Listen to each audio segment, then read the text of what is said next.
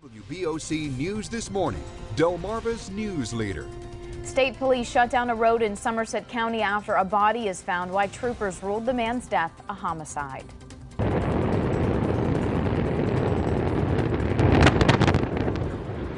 Last year's rocket explosion on Wallops Island, lighting up the night sky, what NASA says may have caused that failed launch in a new report.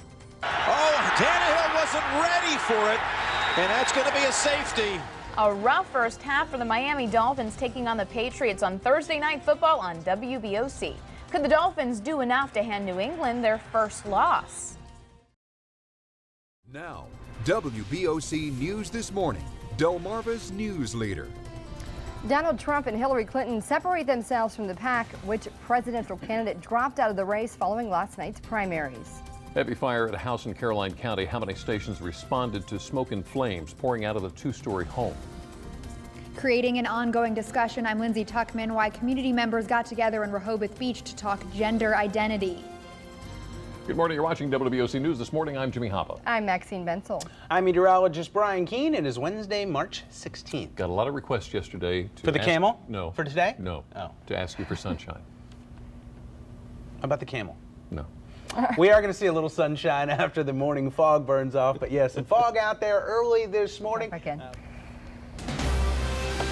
we're following some breaking news out of Accomack County. The Virginia Department of Transportation says all northbound and southbound lanes are blocked right now on Davis Road at Signpost Road in New Church because of a crash. Drivers are advised to expect delays and use an alternate route.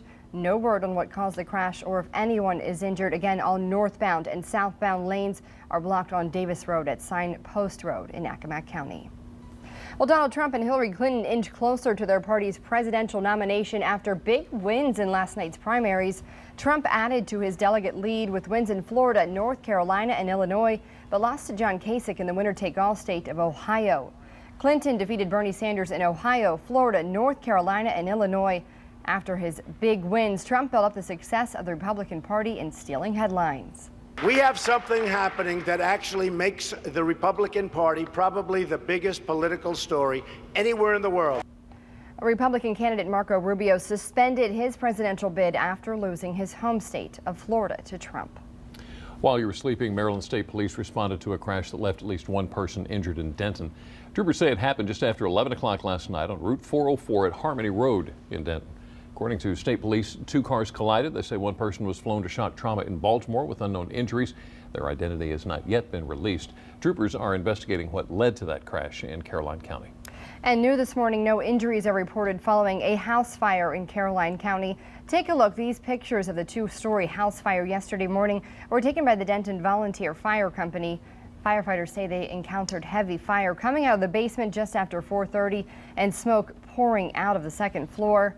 As you can see, crews say the upper floor collapsed before firefighters were able to put out the fire. 9 stations responded. The state fire marshal's office is investigating the cause of the fire in Caroline County.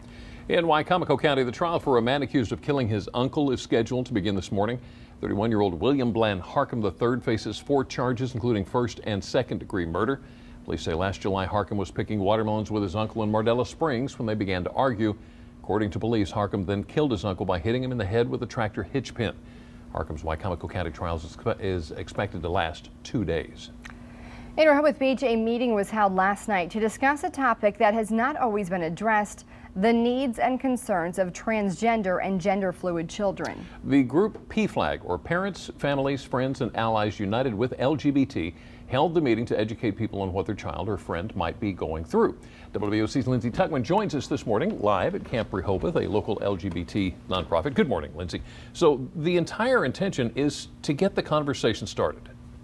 Exactly. Good morning, Jimmy and Maxine. About 25 people came together last night here at Camp Rehoboth to discuss the social, physical, and emotional challenges that a child or youth might be going through as they start to question their gender identity. I'm here right now with Mark Messner, who is a member of the transgender community, and you worked with some of the kids last night to help them identify the problems that they might be struggling with. And tell me, what do you see as the biggest challenge for them as they're facing this change in their lives?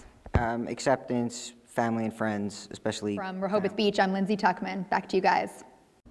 Thank you, Lindsay. Well, 2 men in Dover faced charges this morning in connection with an armed robbery at the Dover Inn. Police say Marquise Harris on the left and Darren Tolson on the right were arrested Monday and charged with first-degree robbery, possession of a firearm, and second-degree conspiracy. Sunday morning, police say the 2 men robbed the victims inside a hotel room at the Dover Inn on North DuPont Highway. Harris and Tolson are both being held on $80,000 bond this morning in Kent County. The D.C. subway is closed this morning, and it's not scheduled to open again until 5 o'clock tomorrow morning in what some are calling Metro-mageddon. According to the Metro General Manager, the closure is needed to ensure passenger safety after a series of electrical fires on the tracks. A fire Monday led to major delays throughout the system. Metro's GM said he believes that fire was caused by the same electrical malfunction that caused a train to fill with smoke inside a tunnel last year in D.C., leading to one passenger's death. In your Delaware State News this morning, read about the Delaware House of Representatives voted down a constitutional amendment that would have mandated the state to provide $10 million for farmland preservation annually. And representatives of Delaware's Teachers Union unanimously voting to support the effort to eliminate the state's standardized test. 6:36 on WBOC News this morning. A little foggy out the door. We do have a couple school delays on the bottom of your screen, but it's going to be an okay day. We do. A little bit of fog. Not going to hang around for too long. We should see it go. 6:53 on WBOC News this morning. Here's a look at today's top stories. Salisbury police say a man was found dead during an investigation into a hazmat situation last night on Liberty Street. Captain Rich Kaiser with the Salisbury Police Department tells WBOC unknown chemicals were found inside a home and a nearby car around 6:30. Maryland State Police say 7 people are recovering from injuries after a crash in Worcester County on Road 50 at Bell Road. For unknown reasons, troopers say 59-year-old Thomas Mahelli of California drove off the highway, hit a ditch, and flipped over, injuring himself, another adult, and 5 juveniles in the car.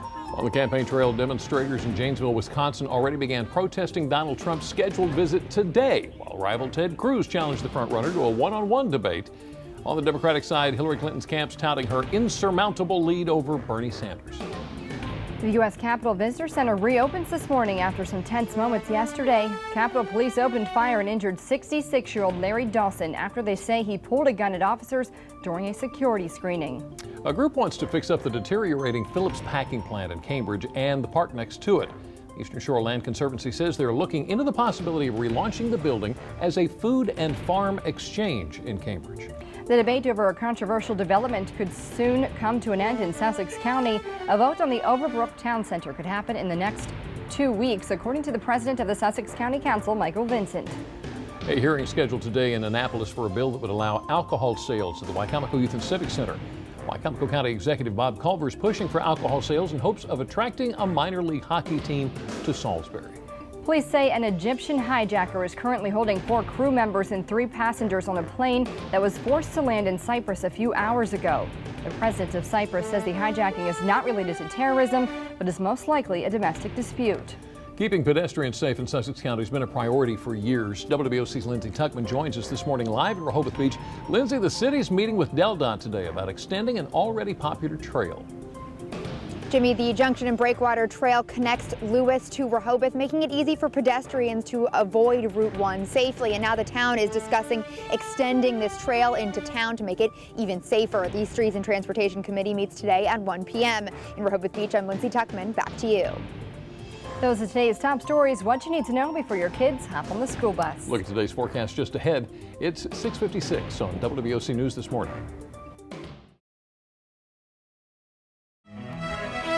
Campaign 2016 comes to Maryland and Delaware this morning as voting polls open for primary elections. Today is the day for people in Maryland and Delaware to cast their primary votes, called a Acela primary because the train that runs through the 5 states voting in the presidential primaries. Along with Rhode Island, Pennsylvania, and Connecticut, Maryland and Delaware voters will head to the polls soon. And in Maryland, it's not just for the presidential nominees. WBOC's Lindsay Tuckman joins us live this morning at the Ocean City Convention Center, which is a polling place today. And Lindsay, we're in for an exciting primary day.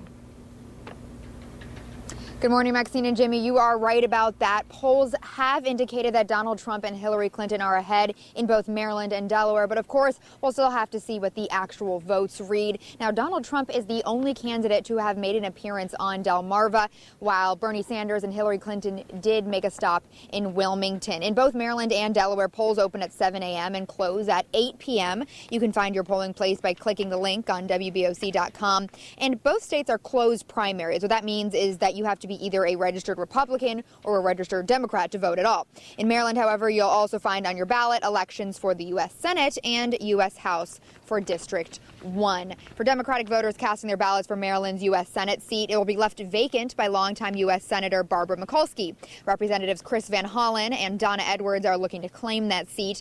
They were campaigning in Baltimore yesterday for a last-minute push for votes. I'm asking the people of Baltimore City, Baltimore County, in fact, the whole state, for the opportunity to work with them to make sure that the great state of Maryland can be all that it can be. Marylanders will also be voting for the U.S. House seat. Incumbent Andy Harris is looking to secure the GOP nomination, but he's up against 3 others in the primary. On the Democratic side, it's former Salisbury Mayor Jim Ireton running against Joe Werner. Reporting live in Worcester County, Lindsay Tuckman, WBOC News, Ocean City. All right, thanks, Lindsay. It's not often that Maryland and Delaware get much attention during presidential primaries, but this time around, both states could play a major role in deciding this year's outcome. The presidential nominee is usually decided by this point in the race, but since that's not the case this morning, there is still a lot at stake with a little more than 200 delegates up for grabs. A political science professor at Salisbury University says one particular candidate has a lot to gain or lose. Trump has the most to win and to lose because he's going to get the majority of the votes. The problem he faces, and this is an ongoing problem, is that the delegates that will go to the convention, the way they're chosen ultimately, is at the local level. On the Democratic side, Hillary Clinton and Bernie Sanders squeezed in a few more stops leading up to today's primaries. Clinton brought her campaign to Delaware yesterday morning, speaking to voters in Wilmington. She continued her new strategy of campaigning against the Republican candidates and not mentioning her current rival Bernie Sanders as she gears up for an expected run towards November's general election. Meanwhile, despite being down on delegates, Sanders campaigned in Connecticut yesterday. He was also in Baltimore and Wilmington over the weekend ahead of today's primaries in the 5 key states. Ohio Governor John Kasich was in Philadelphia yesterday. The GOP candidate met with some kids while eating breakfast at Penrose Diner. Then later in the afternoon, he spoke at a town hall event in Rockville, Maryland. Frontrunner Donald Trump concentrated on Rhode Island yesterday, but also spoke at a rally in Westchester, Pennsylvania, while Senator Ted Cruz focused on Indiana. If you're not sure where to go to vote in today's primaries in Maryland and Delaware, you can get your polling location now on our website, WBOC.com.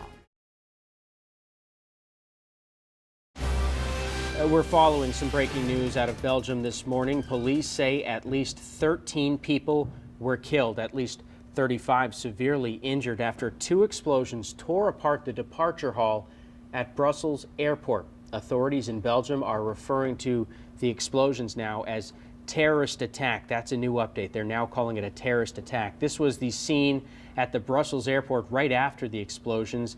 An airport spokeswoman says there were 2 blasts in the departure hall. All flights are either canceled or diverted.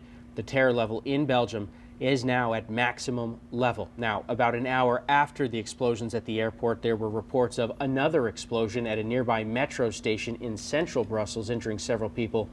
What you're seeing is video from earlier today outside of that metro station. You can see the smoke as it billows in the background. Public transportation in Brussels being shut down. People are advised to stay indoors. These explosions come only days after the prime suspect in the Paris attack, Salah Abdeslam, was arrested in Brussels. We will follow this story closely, update you, but again, they're now calling it a terrorist attack in Belgium. WBOC has team coverage of this winter storm with reporters stationed all over the peninsula. WBOC Midshore Bureau Chief Tyler Butler is live in Dorchester County with information on Maryland's roads. WBOC Sussex County Bureau Chief Evan Kozloff reports on what DelDOT's doing to combat the snow. But first, WBOC's Makia Turner is live in Wicomico County. And Makia, people are waking up to a lot of snow in Salisbury. A whole lot of it, Jimmy and Lacey. Good morning to you.